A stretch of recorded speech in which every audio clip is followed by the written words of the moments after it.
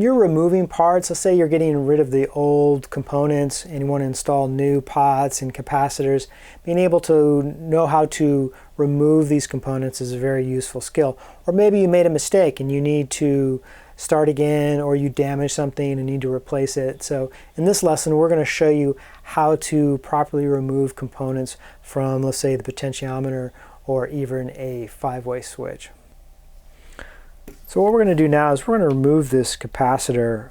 Again, this is where it's really nice to have some needle nose pliers so we can effectively grab it, because it is going to get hot. Because of the orientation, it's going to be a little bit tricky to attach a heat sink, but I'm basically kind of grabbing it and heating it and making sure once it comes loose I can pull that off. This is where it gets a little bit trickier. This is where I may actually grab a solder sucker. This will help with at least this first joint here. So if I apply some heat to this,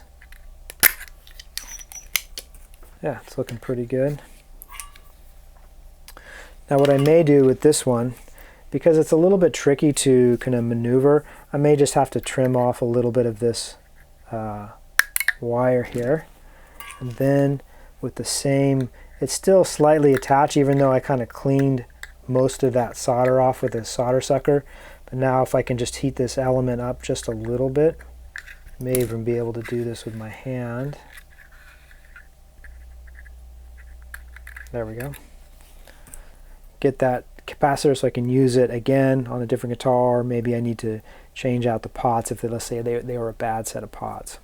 Same thing with this. If I need to remove this one, because we hooked it, it's going to be a little bit more challenging, but I want to use my needle nose pliers for removing wires.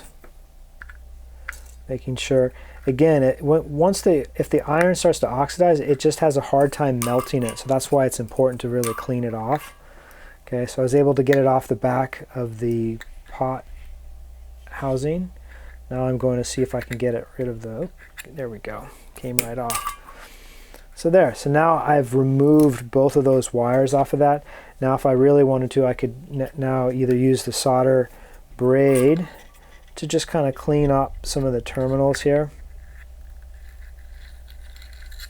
And I tend to pull, when I use that braid, I tend to pull away because the heat, if I keep it there and try to maneuver in that same area, it's going to get really hot. So if I pull it away, there's less chance I'll burn my fingers as I do that. Again, you can use your needle nose pliers to kind of hold that.